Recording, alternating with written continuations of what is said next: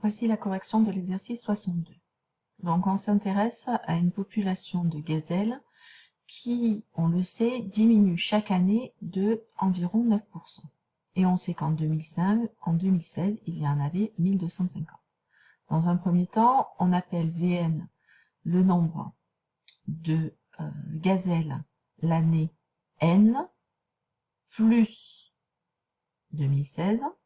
Donc on est parti de n soit n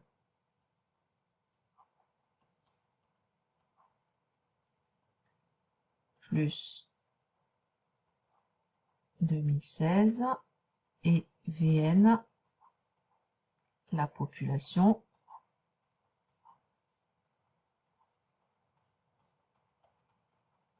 cette année-là.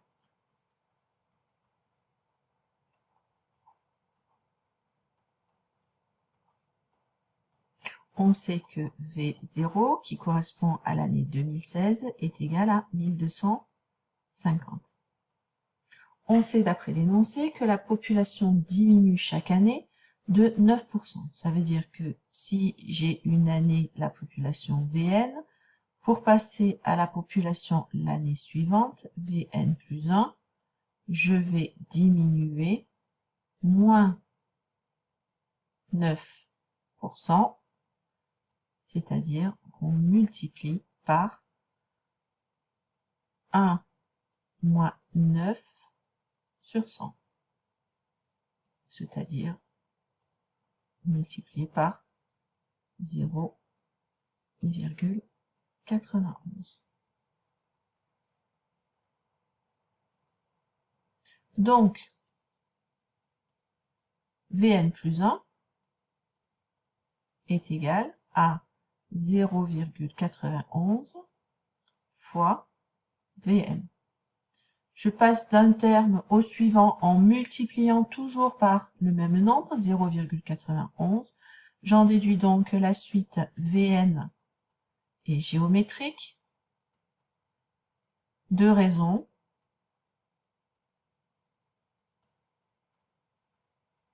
N, R égale, Q, puisque c'est une suite géométrique, égale 0,91. Et de premier terme, V0 égale 1250. Vu que c'est une suite géométrique, je sais que Vn est égal à V0 fois Q exposant n, ce qui nous donne 1250 fois 0,91 exposant n. Voilà l'explication pour la première question petit a. Question petit b. Selon ce modèle, quel sera le nombre de gazelles en 2020? En 2020, c'est 2016 plus 4. Donc, on va s'intéresser à n égale 4. Et quelle va être la population, c'est-à-dire V4, qui va se calculer en faisant 1250 fois 0,91 exposant 4. On trouve, grâce à la calculatrice, que ça la donne 857,187. Donc, à peu près, environ 857 gazelles en 2020.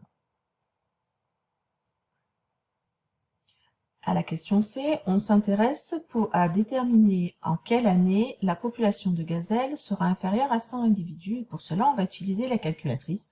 Je vais vous remontrer les trois utilisations des calculatrices TI, Casio et Numworks.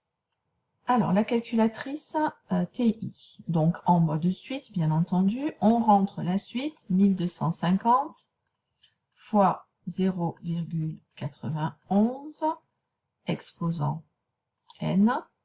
Pas besoin de valeur de U0 puisque c'est une suite qui est définie de manière explicite. Ensuite, la définition de la table, on attaque à 0 avec un pas de 1 et on fait tracer la table. Donc on cherche quelle est l'année pour laquelle la population sera inférieure à 100. On voit sur notre tableau que la population sera inférieure à 100 pour n égale 27. Voyons maintenant l'utilisation de la calculatrice Casio, donc toujours en mode suite. Même chose que pour la TI, on va rentrer notre suite. C'est une suite définie de manière explicite, donc c'est le premier type. Et donc 1250 fois 0,91 exposant n. On définit le tableau. Donc, on attaque à 0, on va jusqu'à 30, et ensuite on sort et on obtient la table. On va aller voir que la population devienne plus petite que de 100 pour n égale 27 aussi. Dernière calculatrice que l'on utilise, la Numworks, donc en mode suite, j'ajoute une suite de manière explicite, 1250 fois 0,91 exposant n. Et ensuite, je vais faire afficher le tableau. D'abord, je vais régler l'intervalle, donc de 0 à 30 avec un pas de 1. Je valide. Et donc, on remarque à nouveau que pour n égale 27, la population devient inférieure à 100 puisqu'elle vaut à peu près 97,9. Donc, la réponse à la question C est pour n égale 27, Vn vaut à peu près 97,9. Donc, en 2016 plus 27, c'est-à-dire 2043, la population de gazelles sera inférieure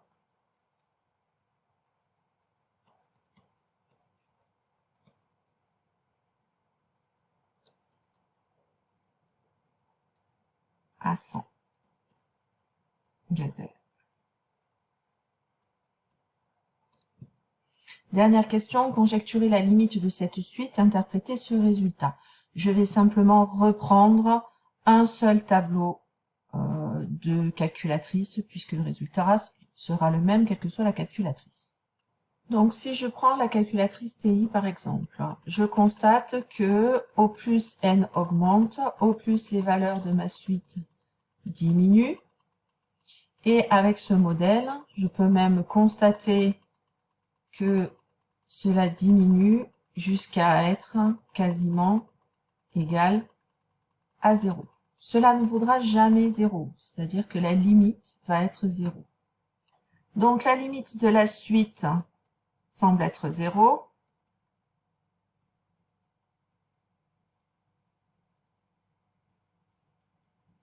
Et donc du coup, comment on peut interpréter ce résultat par rapport à notre énoncé? Ben, simplement que dans cette réserve, les gazelles vont disparaître.